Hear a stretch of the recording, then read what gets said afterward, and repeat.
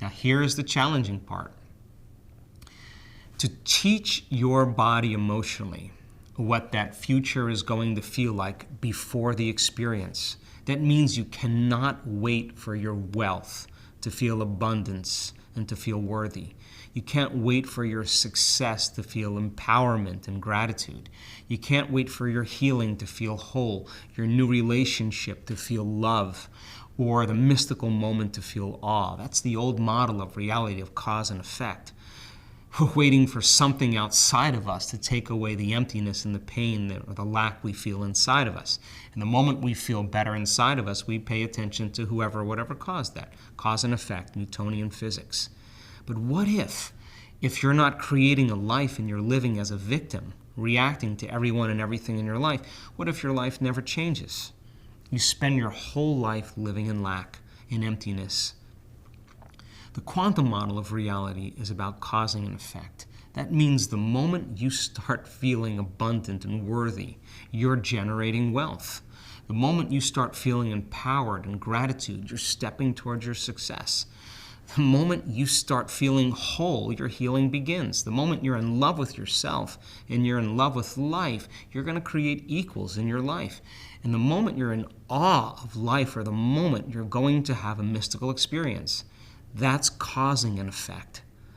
So then when you start to understand that your inner world begins to affect your outer world, it begs the question, can you believe in a future that you can't see or experience with your senses yet, but you've thought about enough times in your mind that your brain is literally changed to look like the experience has already happened?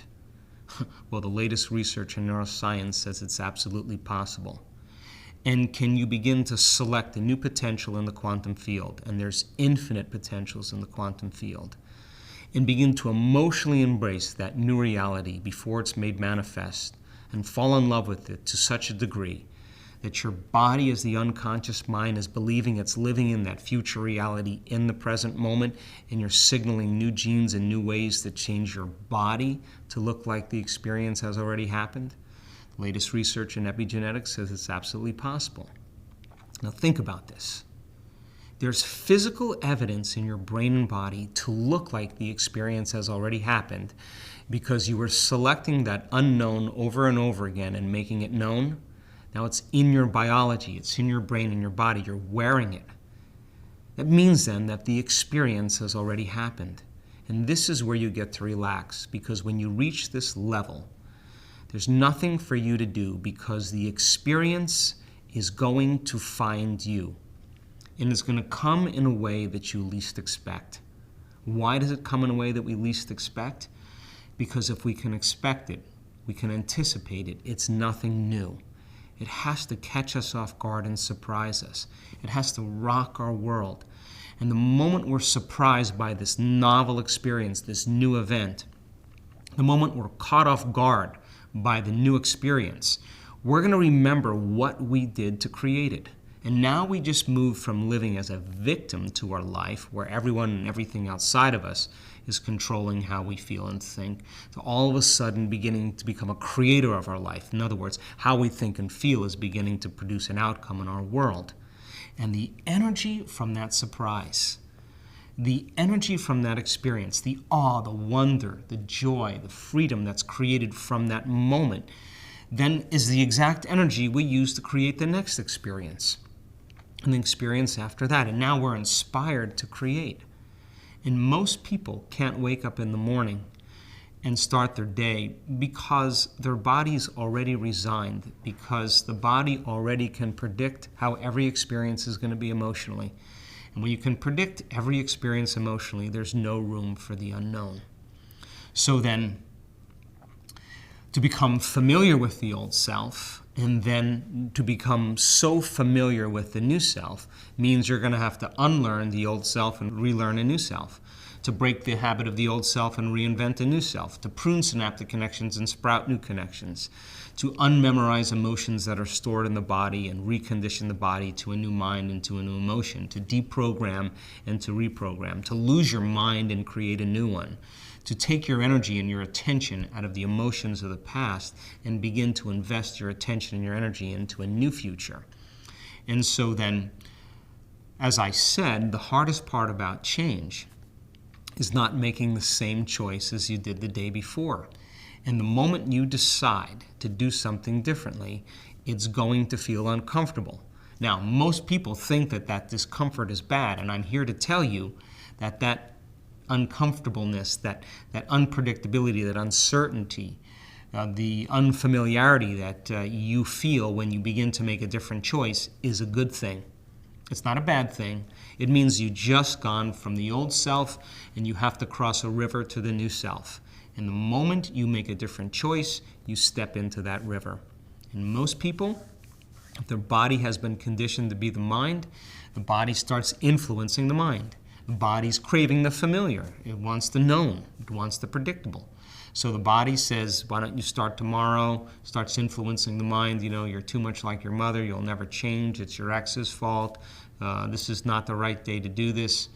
And that's the body trying to influence the mind to return back to its same emotional state. But when you understand that crossing that river requires then the neurological, the biological, the chemical, the hormonal, genetic death of the old self, requires that you become comfortable in the unknown. That void is actually the perfect place to create from. So then, in the process of change then, when you're in that place of unpredictability or that place of uncertainty or that place of the unknown, and you can stay there and begin to decide who you want to be when you open your eyes, what thoughts you do want to fire and wire in your brain, what behaviors you want to rehearse, what emotions you want to condition your body to begin to feel before it happens. It should become familiar to you the more you do it. And so why is that important? The importance is because when you finish your meditation and you're doing the work, we want you to maintain that modified state of mind and body your entire day. And if you can maintain that state of being your entire day, get ready because something unusual is going to happen in your life. That's the law. And how will it come? In synchronicities and coincidences and serendipities and opportunities that literally come out of nowhere. So then when you start seeing the feedback in your life as a result of the efforts of this course, and you've taken time to do the work, and yes, you're going to come up against yourself. I want you to.